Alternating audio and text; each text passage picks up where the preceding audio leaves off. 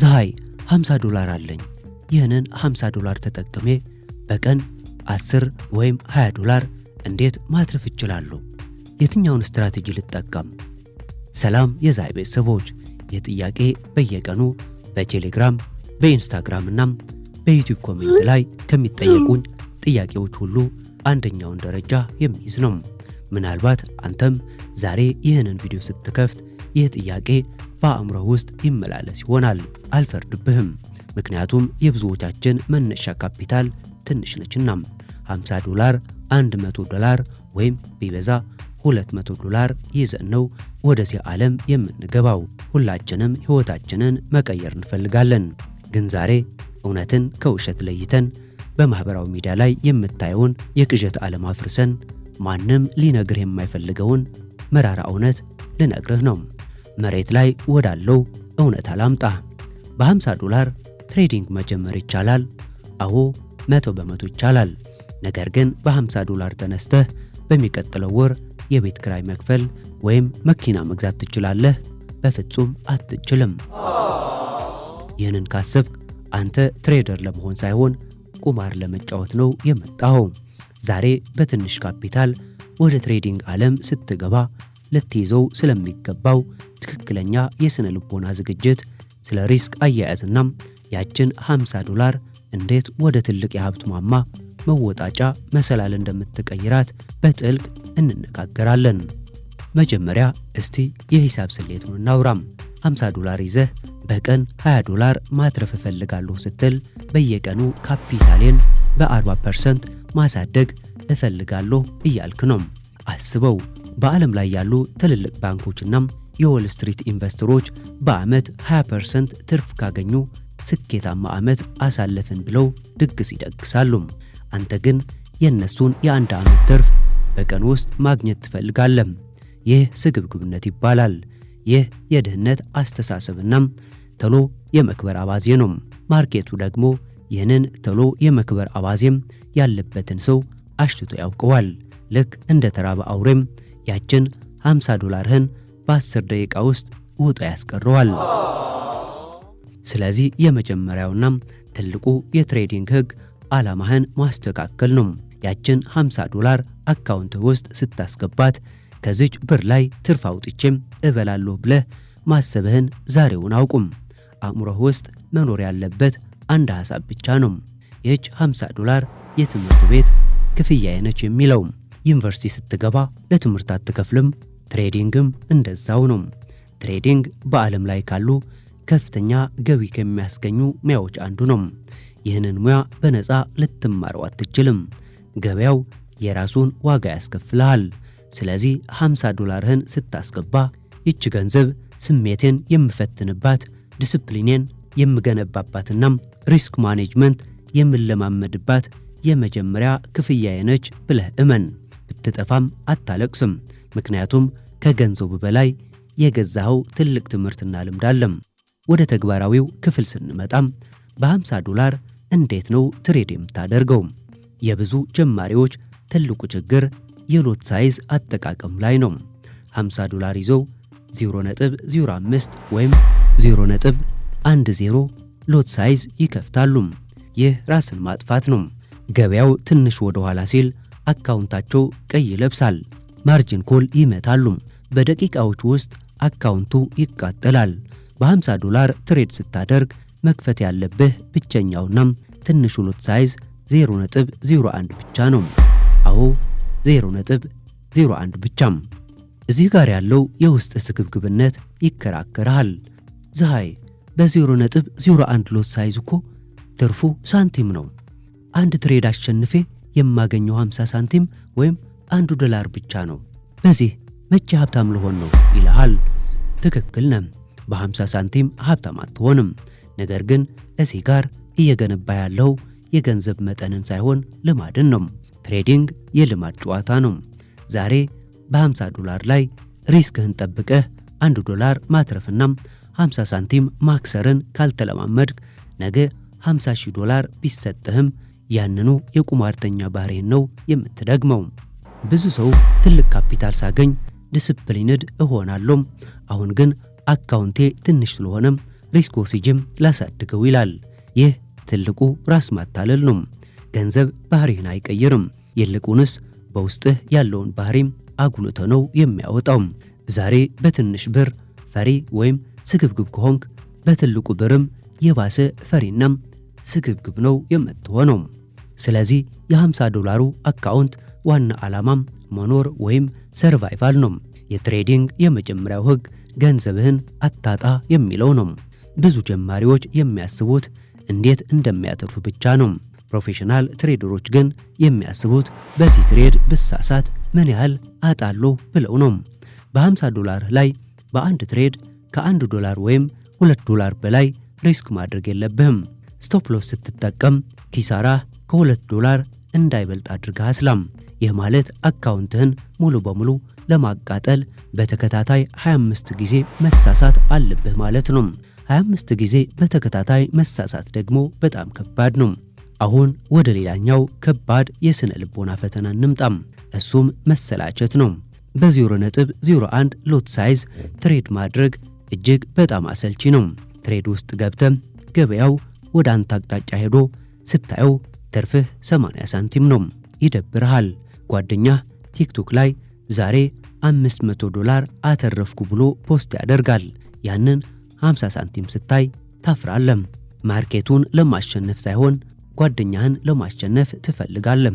ከዛ ቆይ ሎት ሳይዙን ልጨምረው ምን ያመጣል ትልናም 0.05 ትከፍታለህ። ገበያው ትንሽ ፈቅ ሲል $5 ትርፍ ታያለህ። አሃ ይህ ነው እንጂ ትሬዲንግ ትላለህ። ግን ማርኬቱ ሁሌም አንተ ወዳሰብከው አይሄድም። በሚቀጥለው ትሬድ ላይ በተመሳሳይ ሎት ትገባለህ። ማርኬቱ ይገለበጥብሃል።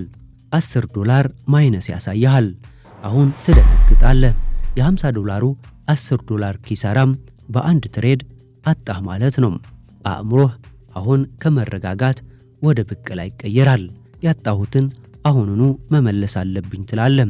ሌላ ትሬድ ያለ ስትራቴጂም በስሜት ትከፍታለህ። ከግማሽ ሰዓት በኋላም $50 ትነት ይሆናል። ላፕቶፕህን ትዘጋለህ፣ ራስህን ትጠላለህ፣ ትሬዲንግን ትረግማለህ። ግን ወዳጅም ችግሩ ትሬዲንግ አይደለም። ችግሩ ማርኬቱም አይደለም። ችግሩ የራስህን ስሜት መቆጣጠር አለመቻልህ ነው። ትሬዲንግ አሰልች መሆን አለበት። አስደሳች እንዲሆንልህ ከፈለክ ፊልም እይ ወይም ኳስ እይ። ትሬዲንግ ግን የሂሳብናም የዲስፕሊን ሥራ ነው። እሺ ፀሐይ፣ በ50 ሳንቲም ትርፍ መቼ ነው ሕይወቴ የሚቀየረው ብለህ ትጠይቅ ይሆናል። እዚህ ላይ ነው የ21ኛው ክፍለ ዘመን ትልቁ የትሬዲንግ ምስጢር የሚመጣው። ፕሮፕ ፊርምስ። ዛሬ ባለንበት ዘመን የራስ ካፒታል እንዲኖርህ አይጠበቅብህም። ዛሬ አንተ ብቻ ክህሎትናም ዲስፕሊኑ ይኑሩህ እንጂ ገንዘብ የሚሰጡህ ትልልቅ ኩባንያዎች ሞልተዋል።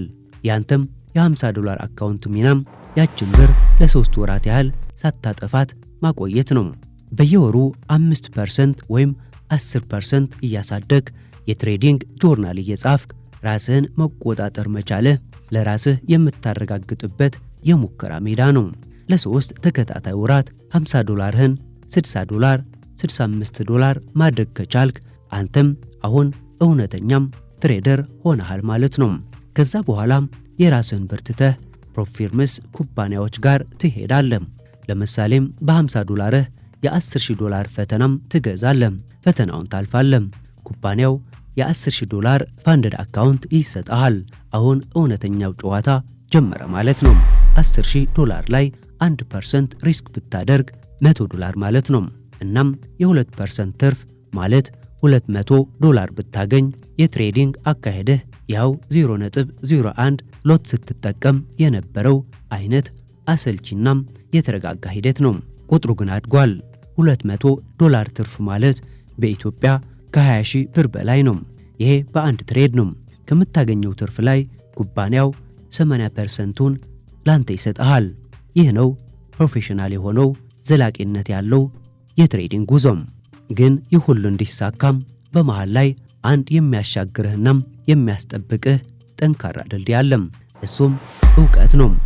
ዝም ብለህ ዩቲዩብ ላይ የተበታተኑ ቪዲዮዎችን እያየህ አንዴ ስፖርትናም ሬዚስታንስ፣ አንዴም ኤስኤምሲም፣ አንዴም ማክዲ እየዘለልክ የምትሞክር ከሆነም $50ህንም $500ህንም የፕሮፕ ፊርም ፈተናህም ታቃጥላለህ፣ ጊዜህንም ታባክናለህ። ትሬዲንግ ስትራቴጂ ብቻ አይደለም። ትሬዲንግ የተሟላ ስነ ልቦናም፣ የሪስክ አያያዝናም የገበያን ቋንቋም በጥልቀት መረዳትን የሚጠይቅ ሙያ ነው። ይህንን ሙያ ለመማር ራስህ ላይ ኢንቨስት ማድረግ አለብህ። ለዚህ ነው ይህንን የጀማሪዎች ስህተት ለማረምና ትክክለኛውን የትሬዲንግ መንገድ ለማሳየት ትልቅ ዝግጅት ስናደርግ የቆየ ነው። እናም ዛሬ ትልቅ የምስራች ይዤላችሁ መጥቻለሁ። የጠበቃችሁትና ሕይወታችሁን የሚቀይረው ትልቁ የዛሃይ ትሬዲንግ ማስተር ፕሮግራማችን ዛሬ ማርች 1 በይፋ ተጀምሯል። አዎ ዛሬ ምዝገባና ክላስ የምንጀምርበት ቀን ነው። ይህ ማስተር ክላስ ዝም ብሎ ንድፈ ሐሳብ የሚወራበት አይደለም። ይህ ኮርስ ከዜሮ ተነስቶ የገበያውን ሳይኮሎጂም እንዴት እንደምትቆጣጠር፣ ትክክለኛም የሪስክ ማኔጅመንት ቀመር እንዴት እንደምታሰላናም በመጨረሻም የፕሮፕ ፊርም ፈተናዎችን እንዴት በልበ ሙሉነት ማለፍ እንደምትችል በተግባር የሚያሳይ የተሟላ ፕሮግራም ነው። አሁን ላይ ላላችሁበት ሁኔታም እንዲመች አድርገን ትምህርቱን በሁለት አማራጮች አቅርበንላችኋል። የመጀመሪያውናም በጣም የምመክራችሁ አማራጭ የቀጥታም የዙም ክላስ ነው። በዚህ ፕሮግራም በሳምንት 3 ቀናት በቀጥታ ዙም ላይ የገባን ከኔ ጋር እንገናኛለን። እኔን በቀጥታ እያናገራችሁኝ፣ ጥያቄ እየጠየቃችሁኝ፣ የገበያውን ቻርት ስክሪን ላይ ሼር እያደረግን አብረን እንተነትናለን። ይህ ልክ እንደ ዩኒቨርሲቲ ክላስ ነገር ግን ወዲያውኑ ወደ ተግባርና ወደ ገንዘብ የሚቀየር ከኔ ጋር አብራችሁ የምትሰሩበት እጅግ በጣም ጠንካራና ጥልቅ ፕሮግራም ነው። ይህንን እድል እንዳያመልጣችሁ። ሁለተኛው አማራጭ ሙሉ የዲጂታል ቪዲዮ ኮርስ ነው። በስራ በትምህርት ወይም በጊዜ እጥረት ምክንያት በቀጥታ መገኘት ለማትችሉ ሙሉ የኮርሳችንን እጅግ ጥራት ባለው ቪዲዮ አዘጋጅተንላችኋል። አንዴ ትገዙትና በራሳችሁ ጊዜም በማታም ሆነም በቅዳሜና እሁድ ደጋግማችሁ ማጥናት ትችላላችሁ። ወዳጄም $50 ላይ አታተኩር። $50ህን ዛሬውኑ ብሮከር ጋር አስገብተህ ከምታቃጥለው ያንን ገንዘብ ዕውቀትህ ላይ፣ አእምሮህ ላይ እና የሥራ ክህሎት ላይ አውለው። ዛሬ የምታወጣው የትምህርት ክፍያም ነገ በሚሊዮን የሚቆጠሩ ዶላር እንድታስተዳድርበት የሚያበቃህ ወርቃማ ቁልፍ ነው። የዛሃይ ትሬዲንግ ቤተሰብን ለመቀላቀል ከኔ ጋር በቀጥታ ለመማርናም ከዛሬ ጀምሮ ሕይወትህን በዲስፕሊን ለመምራት ከወሰንክ አሁኑኑ ዲስክሪፕሽን ላይ ወይም የመጀመሪያው ኮሜንት ላይ ያለውን ሊንክ ተጫን። የቀጥታ ክላሳችን ቦታዎች የተገደቡ ስለሆኑም ከመሙላታቸው በፊት አሁኑኑ ተመዝገብ። ማርች 1 ዛሬ ነው፣ ጊዜ አይጠብቅም። የለውጥ እርምጃህን አሁን ጀምር። ትሬዲንግ ነፃነት ይሰጥሃል። ነገር ግን ይህ ነፃነት የሚገኘው በከፍተኛም ዲስፕሊንና ዕውቀት ዋጋ ነው። ስሜትህን አሸንፍ፣ ዕውቀትህን አጠንክር። ክላስ ውስጥ በቀጥታ ስርጭት እንገናኝ። ዛሃይ ነን፣ አብረን እናድጋለን።